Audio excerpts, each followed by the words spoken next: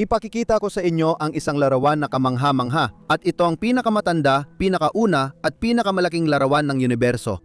Iyan ang tinatawag na radyasyong fossil at malamang hindi mo na makikita ang mas luma pa riyan habang nabubuhay ka. Dahil ang liwanag dito ay nagmula sa pagtatapos ng isang malaking bola ng apoy at plasma sa sandaling naging malinaw ang universo mula sa pagiging malabo. Ang liwanag nito mula sa sinaunang universo ay hindi galing sa bituin o kakaibang phenomenon, kundi literal na nanggagaling sa lahat ng dako. Binabalot nito ang buong kalangitan kahit saan ka tumingin at walang bahagi ng kosmos ang ligtas sa presensya nito. Kaya nga tinawag mismo ni Stephen Hawking itong pinakamalagang tuklas ng ika-20 siglo o kahit sa lahat ng panahon. Naiintindihan niya na siguro na yon ay susubukan nating tuklasin ang mga hiwaga at mga sikreto na nakatago sa kakaibang larawang ito na may mga batek, ang pinakakamangha-mangha at ang pinakamatandang larawan ng universo, ang echo ng Big Bang na parang naka-encode ng impormasyon tungkol sa laki at pagbuo ng ating universo. At dahil dyan, balikan natin ang liwanag ng pinagmulan at kung paano natin ito natuklasan. O mas tamang sabihin, kung paano natin ito nahulaan. Nahula na ang pag-iral ng radyasyong fossil bago pa ito aktual na nakita. Noong huling bahagi ng dekada 20, dahil sa pagdami ng mga obserbasyon na nagpapakita na sa napakalalaking sukat, ang universo ay lumalawak. Mas marami ng mga mananaliksik ang nagsimulang seryosohin ang posibilidad na ang ating universo ay dumaan sa isang napakainit at napakasiksik na estado bago ito lumamig dahil sa paglawak nito. Isang kalagayan na sobrang siksik na di makagalaw ang liwanag.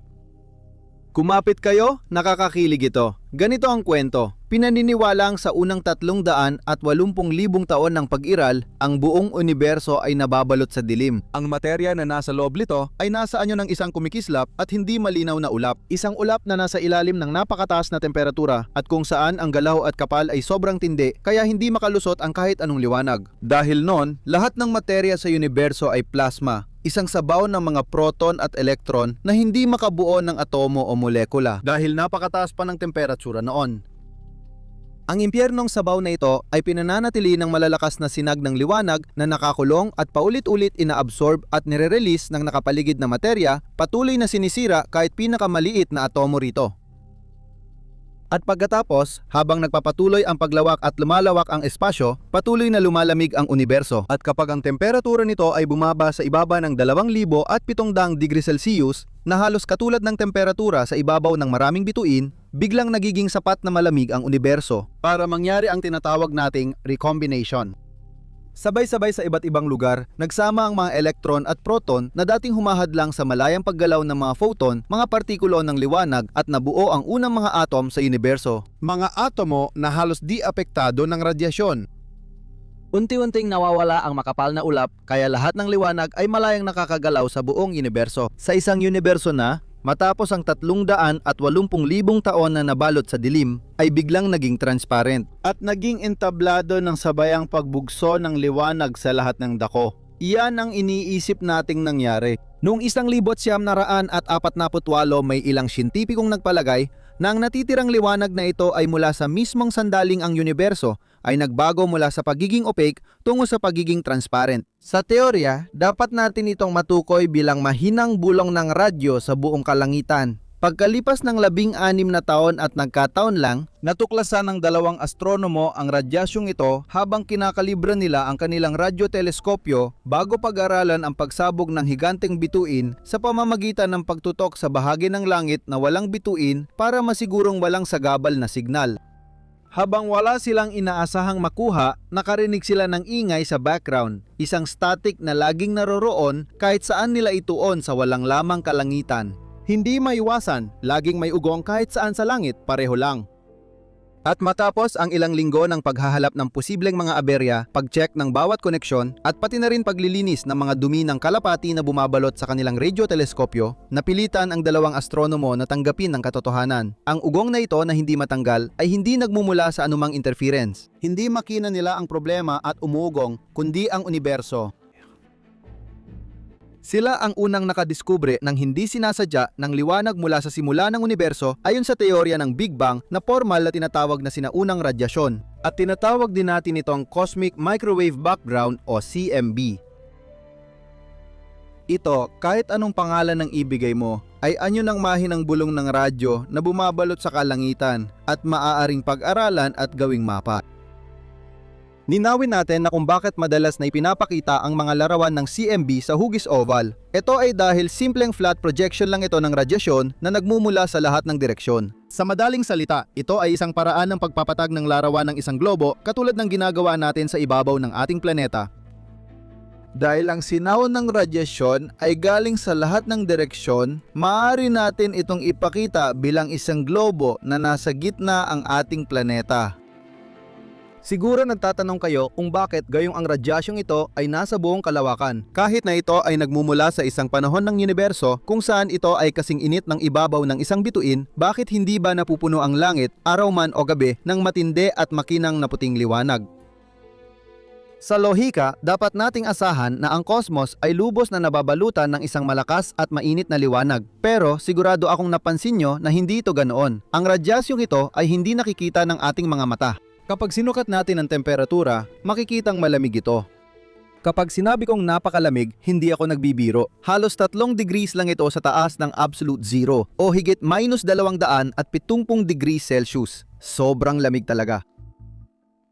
Ang napakababang temperaturang ito ay maaaring nakakagulat kapag nalaman mong ang radyasyong ito ay inilabas mismo nung ang buong universo ay may temperaturang halos 2,700 degrees Celsius.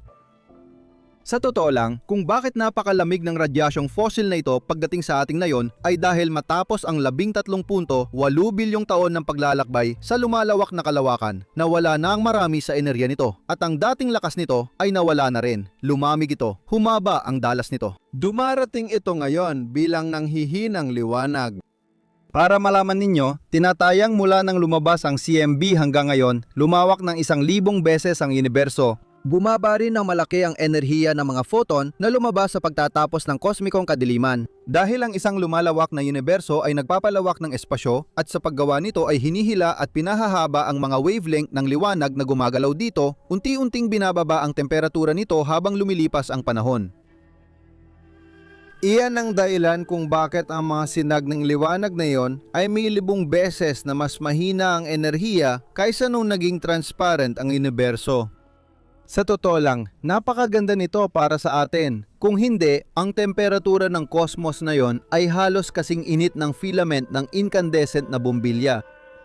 Ang kaibahan lang, ang temperaturang ito ay hindi lang malilimitahan sa gitna ng bombilya, kundi sa saklaw sa buong universo. Kung kaya mo mag-teleport agad pagkatapos ng paglabas ng radyasyong fossil at hindi pansinin ng init, malamang na matititigilan ka at masisilaw sa sobrang puting liwanag na parang mula sa puso ng steel mill. Para kang natigilan na kuneho sa ilaw ng paparating na 38 toneladang truck. Ang kaibahan, ang mabigat na truck ay papalayo mula sa iyo sa lahat ng direksyon at makikita mo agad ang liwanag ng universo. Magiging kahel muna tapos pula bago tuluyang mawala sa nakikitang liwanag at pumasok sa infrared. Tuloy-tuloy lang ito hanggang sa naging mahina na microwave signal na dumating sa atin ngayon. Kung nahihirapan ka pa ring ma-imagine kung gaano kalakas ang unang flash, narito ang paraan para tumatak sa isip mo ang lakas nito. Kahit na 13.8 bilyong taon nang lumipas mula nang ito ay nailabas, ang alinganggaw ng liwanag ng Big Bang ay bumubuo pa rin ng halos 76% ng lahat ng liwanag na umiikot na yon sa kalawakan ng universo. Sa madaling salita, gaano man karami ang mga bituin, sila ay responsabil lamang sa 4% ng liwanag na sa lahat ng haba ng alon ay kasalukuyang naglalakbay sa kalawakan. Ngayong alam na natin kung bakit kumupas ang sinaunang liwanag, susubukan nating tuklasin ang mga sikreto at hanapin ang mga nakatagong yaman nito. Ang unang bagay na agad naming napansin nang sinimulan naming pagmasdan ng detalyado ang mga katangian ng cosmic microwave background ay ang pagiging pare-pareho nito. Narito ang pinakaunang larawan na nakuha natin ito noong 1962. Ang kakaibang guhit na makikita natin sa gitna ay nabuo dahil sa presensya ng ating galactic plane na nakakaapekto sa bahagi ng liwanag na nagmumula sa malayong kalawakan habang dumadaan ito. Ang natitirang bahagi ng langit ay nababalutan ng halos perpektong pantay at di nagbabagong ingay sa background. Sa totoo lang, hindi nakakagulat na pareho ang sukat ng temperatura ng radyasyong ito kahit saan tayo tumingin sa langit. Kapag sinuri natin ang universo sa malalaking sukat, makikita nating pantay ang pagkakabahagi ng mga galaksya at materya. Pero paano mo ipapaliwanag na ang isang kosmos na pantay ang pagkakabahagi ng materya ay nagresulta sa pagbuo ng mga galaksya at kumpol paglipas ng panahon? Lumabas ang sagot sa mga tanong na ito matapos ang ilang dekada nang ipakita na mas sensitibong instrumento na ang tila pagkakapantay-pantay ay may napakalit na pagkakaiba. Noong 1992, sinimulan ng satellite na panobserba na COBE na ipakita ang presensya ng maraming batik sa CMB kahit hindi pa naitama ang larawan dahil sa Milky Way. Makaraan ang 10 taon, nagbigay ang WMAP satellite na mas detalyadong larawan nito. Ipinapakita na sa likod ng tila pagkakapareho ng temperatura na eksaktong nasusukat sa 2.725 Kelvin, merong napakaliit na mga pagbabago sa paligid ng karaniwang temperaturang ito sa cosmic microwave background. Pagkatapos, inilunsad noong 2009 ang napakataas na sensitivity ng satellite na Planck ang nagbigay daan sa atin na makagawa ng pinakadetalyadong mapa ng fossil radiation na mayroon tayo sa kasalukuyan. At dito makikita natin ang libu-libong maliliit na batik na lahat ay nagmula sa mga pagkakaiba-iba ng temperatura ng sinaunang universo. Ang tinitingnan ninyo ngayon ay ang universo, kung paano ito nung inilabas ang CMB. Et alors qu'âgé de seulement 180,000 taon ito ay 1,000 beses na mas mainit kaysa ngayon, at ang buong bahagi na nakikita natin at tinatawag na nakikitang universo ay noon ay nakapaloob sa isang dami ng espasyo na milyong beses na mas maliit kaysa sa kinabibilangan nito ngayon. Kahit wala pang estruktura noon, nasukat ng satellite na Planck ang maliliit na pagbabago ng temperatura sa iba't ibang reyon na may antas ng katumpakang hindi pa natutumbasan hanggang ngayon. Ang pinakamalalaking pagkakaiba ng temperatura sa mga pinakamalamig na reyon na kinakatawan ng asul at sa pinakamainit na kinakatawan ng pula ay mas mababa pa sa 1/1000 ng 1 degree. Kahit maliit at tila walang halaga ang mga ikalibong bahagi ng 1 degreeng pagkakaiba ng init sa pagitan ng pinakamainit at pinakamalamig na mga rehiyon, ito ang dahilan kung bakit natin naunawaan ang pagkalat at pagbuo ng materya sa malalaking sukat ng universo. Ang kaunting pagkakaiba ng temperatura sa liwanag mula sa pinagmulan ay nagpapakita ng bahagyang pagkakaiba ng densidad sa bawat reyon. de très légères différences qui, Sa paglipas ng bilyon-bilyong taon, magdudulot ito ng napakalalaking epekto. Kaya, ang mas maiinit at mas siksik na rehiyon ang unang guguho, hahatak ng materya sa paligid, huhubog sa kosmikong sapot ng universo, at kalaunan ay magreresulta sa mga kumpol ng galaksya. Ang mas malamig na rehiyon ay unti-unting nawawalan ng sangkap dahil hinihila ito ng grabidad mula sa mas mataas na densidad na kalapit na rehiyon. At sa paglipas ng panahon, magwawakas ito sa pag-iwan ng puwang para sa napakalalaking bakanteng lugar, mga rehiyon ng kosmos na halos walang laman na materya. Sa madaling salita, ang bahagyang pagkakaiba ng densidad sa bawat reyon ng universo ay nagbubuo ng mas mabibigat na bahagi na nagsisimula ng pagbagsak na pinagmumulan ng estruktura ng universo. At sa paggawa nito, ang pagkakaayos ng mga batik na ito na nagkalat sa liwanag ng pinagmulan ay isang wika na kailangang bigyang kahulugan. At para sa marunong magbasa nito, binibigyan tayo nito ng akses sa kalaliman ng panahon at nag-aalok ng isang bukas na bintana na may tanawin sa kalagayan ng ating sinaunang universo kung paano ito noong panahon ng recombination mga 380,000 taon lamang matapos ang Big Bang. At noong wala pang nabubuong bituin, wala pang galaksya, wala pang anumang uri ng estruktura. Ngayon, isa sa pinakamahalagang layunin ng kosmolohiya ay matutunang basahin ang kayamanang impormasyon sa matandang malamig at pagod na liwanag na ito. Hindi ko alam kung alam ninyo kung gaano kahalaga ang mga imperpeksyon, kaya inuulit ko ito para sa inyo at sa sarili ko. Ang mga batik na ito ay sinag ng pag-asa. Ito ang mga panimulang punto kung saan nagsimulang mabuo ang estruktura ng buong universo. Kung ang materya ay pantay-pantay ang pagkakabahagi, lahat ay magiging homogeno at nakakabagot, hindi lang matagal, kundi magpakailanman. Dahil kung walang maliliit na pag-alon na ito, walang bituin na kailanman ay sisindi, walang galaksya at walang planeta na mabubuo. Ay basta na lang magpapatuloy sa paglawak sa isang mundong puro kadiliman. Buti na lang hindi ganoon ang nangyari. Sa pag-aaral ng kumpol, mas naunawaan natin kung paano unti-unting nabuo ang estruktura ng materya sa dilim 100 milyong taon matapos lumabas ang sinaunang liwanag. Dahil sa grabitasyon, nagsama-samang mga ito at bumagsak ang malalaking ulap ng gas na nagpasiklab ng unang mga bituin sa universo. Kasunod dito, nabuo ang mga kumpol ng galaksya na sa bilyon-bilyong taon ay unti-unting humabi ng hibla na bumubuo sa malawak na kosmikong sapot ng universo. Ang magawa gamit ang isang larawan lamang na muling buin ang eksaktong paraan kung paano nabuo ang estruktura ng materya mula pa nung simula ng panahon hanggang sa kasalukuyan ay hindi na masama. Ang pag-aaral ng mga mapa ng fossil radiation ay tumutulong matantya ang laki ng universo. Sa pag-obserba sa mga hindi kapantayan sa ibabaw ng bolang apoy at primordial na plasma ng sumingaw ito, natukoy natin ang kurbada at natantya ang laki ng universo. Napakakawili ng paksang ito, kaya balak kong maglaan ng isang buong episode para dito sa lalong madaling panahon. Pero tandaan ninyo ito, nakakagulat ang resulta. Ganito ang resulta, mas malaki ang universo kaysa sa nakikita nating bahagi na tinatawag nating na pagmamasdang universo. Sa pagsusuri ng mga mapa ng CMB at sa pagtantiya sa kurbada ng espasyo, napatunayan na ang universo ay may radius na hindi bababa sa 500 beses na mas malaki kaysa sa napagmamasdang universo. Sa ibang salita, ang kabuuang volume ng universo ay hindi bababa sa 125 milyong beses na mas malawak kaysa sa bahaging nakikita natin, at yon ay pinakamababa pa lang. Maaring mas malaki pa ito o walang hanggan. Sa pag-aaral ng mga partikularidad ng CMB, na-estima rin natin ang nilalaman ng universo. Ang distansya sa pagitan ng pinakamalamig at pinakamainit na reyon ay apektado ng proporsyon ng ordinaryong materya, dark matter, at dami ng dark energy noon sa universo. Dapat sana hindi bababa sa 20 minuto ang talakayan dito, pero ibabahagi ko na lang ang resulta ng obserbasyon na kagugulat na akmang-akma sa ating mga tsura. Noong nagsimulang kumalat ang sinaunang radyasyon, halos 5% ng ordinaryong materya, 27% ng dark matter, at halos 68% ng dark energy ang mayroon sa universo. At sa masusing pag-aaral ng mga batik ng CMB, nagawa pa nating mas mapino ang halaga ng paglawak ng universo pati na rin ang edad nito. At lahat ng ito ay sa isang larawan lamang.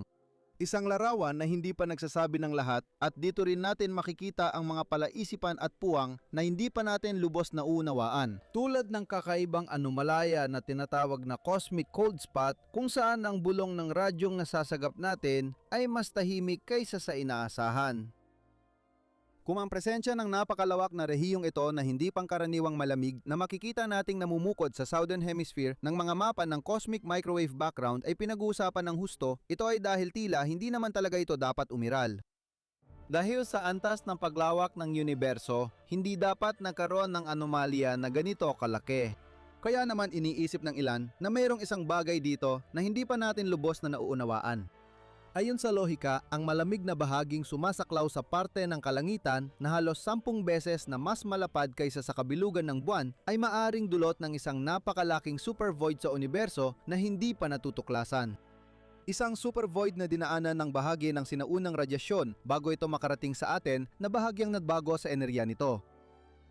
Ngunit ang likas na katangian ng malamig na bahaging ito na hanggang ngayon ay nananatiling palaisipan ay nagtulak sa ilang mga mananaliksik na bumuo ng mga nakakagulat na teorya tulad ng mga nagsasabing ang hanay ng mga batik na ito ay nagmula sa isang banggaan. Pagkatapos ng Big Bang sa pagitan ng ating universo at isang parallel na universo. Kaya sa isang banda, parang peklat ito, bakas ng pasa. May iba pang nag-iisip na ang malamig na tuldok ay ang halos nabura ng natitirang bakas ng isang naunang universo o kaya naman ay katumbas ng isang alingawngaw na nagmula sa pagsingaw ng isang napakalaking itim na butas na matatagpuan din sa ibang universo.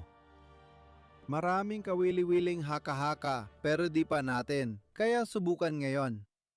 Ang malamig na tuldok sa kalawakan, kumpol ng asul na batik na lihis sa normal, lampas pa sa may paliliwanag ng isang napakadimalamang na tiyambang estadistikal ay hindi lang ang bahagi ng CMB na nagbibigay ng mga gabing walang tulog sa mga nag-aaral ng mga lihim nito.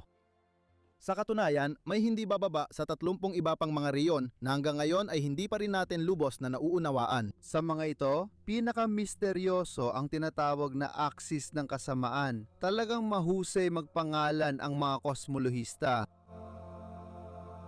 Di tulad ng cosmic cold spot na saklaw nito, ang axis ng kasamaan ay rehiyon na mas mainit ng bahagya kaysa karaniwang temperature ng cosmic microwave background. At higit sa lahat, ito ay umaabot sa halos kalahati na nakikitang bahagi ng universo sa paraang hindi may paliwanag, gaya na makikita sa mga larawang ito na malaki ang inangat na kontrast.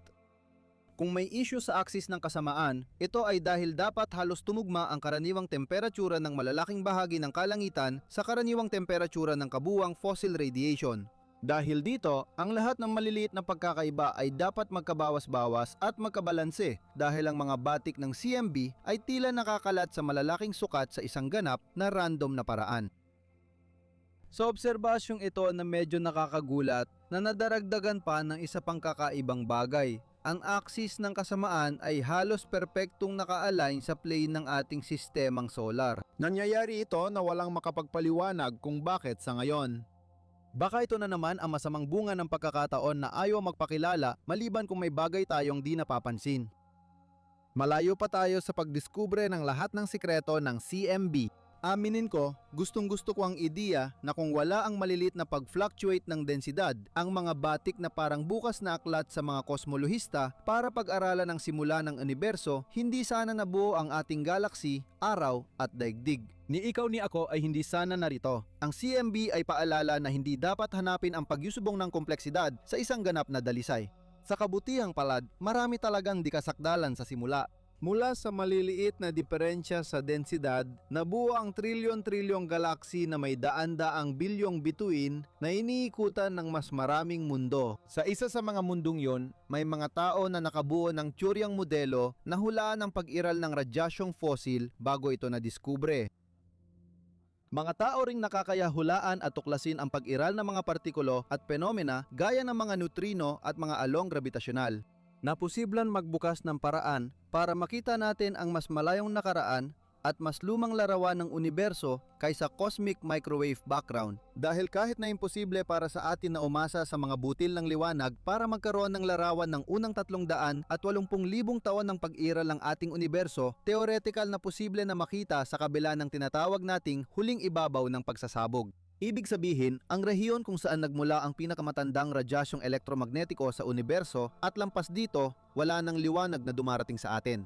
Dahil ang malamultong mga neutrino tulad ng mga along gravitasyonal ay malayang gumagalaw sa makapal na ulap ng naglalagablab at di natatagusang plasma na namayani sa unang universo bago pa makagalaw ang fossil radiation. Kailangan nating maghintay ng matyaga dahil sa ngayon hindi pa tayo kayang gumawa ng mga detektor sensitibo sa antas ng enerhiya ng mga neutrino at mga along gravitasyonal na ito. Matapos silang labis na humina at lumabnaw dahil sa 13.8 bilyong taon ng paglawak ng kalawakan.